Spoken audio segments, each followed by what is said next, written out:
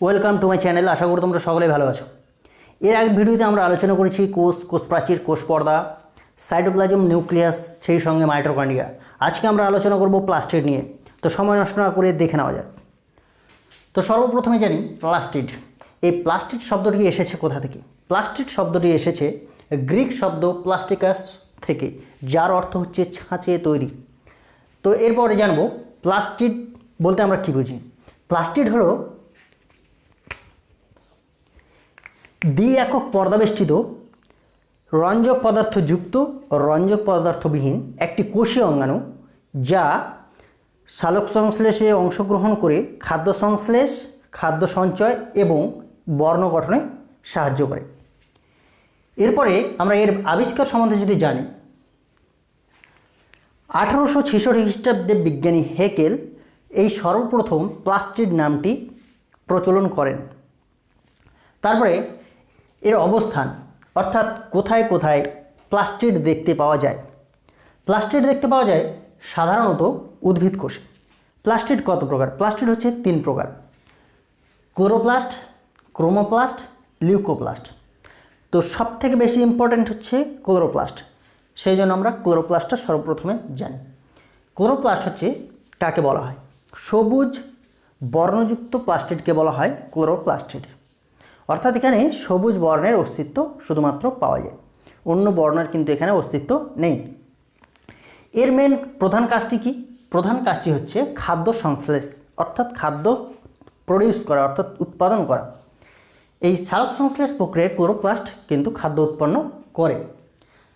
এর মধ্যে প্রধান রঞ্জক কী থাকে? প্রধান রঞ্জক থাকে সবুজ রঙের রঞ্জক, সেটা হচ্ছে ক্লোরোফিল।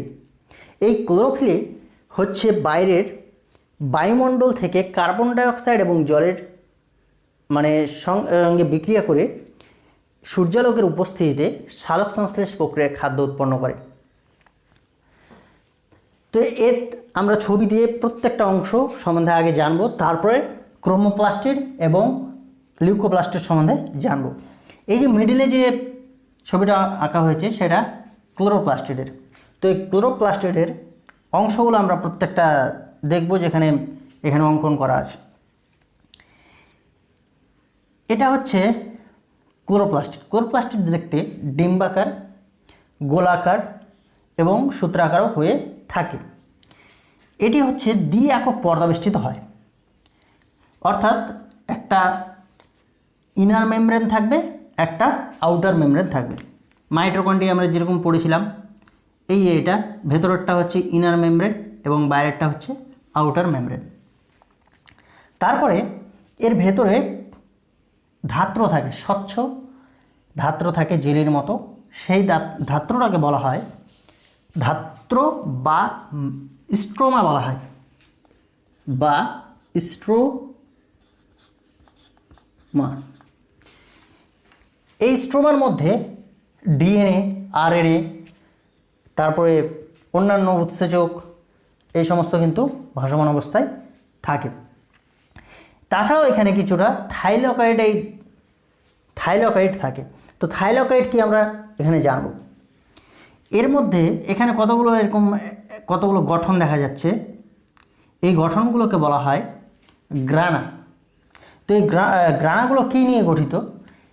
এই গ্রানাগুলো হচ্ছে এক ধরনের গঠন আছে, ছোট ছোট চাকতির মতো অবস্থান করেছে। এগুলো যখন পাশাপাশি অবস্থান করেছে তখন একটা গঠন তৈরি হয়েছে। এই গঠনটাকে একসঙ্গে বলা হয়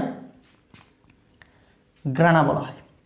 এই একটা থাইলাকয়েডকে বলা হয়, একটাকে বলা হয় গ্র্যানাম। এক বচনে বলা হয় গ্র্যানাম, এবং এগুলো যখন একসঙ্গে থাকে তখন সেটাকে বলা হয় গ্রানা। তো এই গ্রানাগুলোর মধ্যে কিন্তু এখানে ক্লোরোফিল নামক যে রঞ্জকটা, সেই রঞ্জকগুলো কিন্তু এখানে উপস্থিত থাকে। তার মানে থাইলাকয়েডের মধ্যেই ক্লোরোফিল নামক যে সবুজ রঞ্জকটা, সেটা কিন্তু এই থাইলাকয়েডের মধ্যে অবস্থান করে। এই থাইলাকয়েডগুলো পরস্পরের সঙ্গে একসঙ্গে যুক্ত হয়ে এরকম একটা স্তর গঠন করে, এটাকে বলা হয় গ্রানা। একটি গ্রানার সঙ্গে অপর একটি গ্রানা যদি যুক্ত থাকে পরস্পর সঙ্গে দুটি, তাহলে সেটাকে বলা হয় গ্রানাম ল্যামেলি। আর কি বললাম যে একটি গ্রানার যে সঙ্গে একটি পর্দার যে যুক্ত থাকে সেটাকে বলা হবে স্ট্রোমা ল্যামেলি। আশা করি বুঝতে পারা গেছে। এখানে ডিএনএও থাকে, স্বতন্ত্র ডিএনএ থাকে। মাইটোকন্ড্রিয়ায় যেরকম ডিএনএ থাকে বিভাজনের জন্য বা গঠনের জন্য, অন্য কোনো রেপ্লিকেশনের জন্য অন্য কিছুর উপর ডিপেন্ড করে না, একই রকম প্লাস্টিডও কিন্তু রেপ্লিকেশন বা প্রতিলিপিকরণের ক্ষেত্রে অন্য কারোর উপর নির্ভর নাও করতে পারে। এখানে দ্বিতন্ত্রী ডিএনএ থাকে।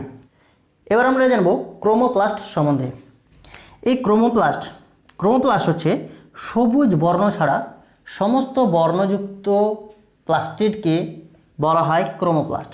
অর্থাৎ এখানে লাল, বাদামি, হলুদ, কমলা এই সমস্ত রঙগুলো থাকবে, শুধুমাত্র সবুজটা ছাড়া। এর মেন কাজ কি? এর মেন কাজ হচ্ছে বর্ণ গঠন করা, বর্ণ গঠন করবে। অর্থাৎ একটা ফুল, একটা ফলের রং কেমন হবে সেটাকে নির্ধারণ করবে ক্রোমোপ্লাস্টিড, অর্থাৎ বর্ণ গঠনে সাহায্য করে। এর মধ্যে এই ক্রোমোপ্লাস্টিডের মধ্যে অনেক কটা প্লাস্টিড পাওয়া যায়, যেমন হচ্ছে রোডোপ্লাস্ট, ফিওপ্লাস্ট, জ্যান্থোপ্লাস্ট, ক্যারেটিনোপ্লাস্ট। তো এগুলোর মধ্যে এই যে প্লাস্টিডগুলো যে থাকে, এই প্লাস্টিডগুলোর মধ্যে এক একটা রঞ্জক থাকে। যেরকম এই রোডোপ্লাস্টের মধ্যে রঞ্জক থাকে, একটা লাল রঙের রঞ্জক থাকে, সেটার নাম বলা হচ্ছে ফাইকোএরিথ্রিন। এই রোডোপ্লাস্টের মধ্যে ফাইকোএরিথ্রিন নামক একটি প্লাস্টিড থাকে, সেটি কেমন দেখতে? লাল রঙের হয়। ফিওপ্লাস্টের মধ্যে এক ধরনের হলুদ বাদামি বর্ণের রঞ্জক পদার্থ থাকে, সেটাকে বলা হয় ফাইকোজ্যান্থিন। আবার এই জ্যান্থোপ্লাস্ট অর্থাৎ জ্যান্থোপ্লাস্টিডের মধ্যে কি থাকে? জ্যান্থিন নামক এক ধরনের হলুদ রঞ্জক থাকে।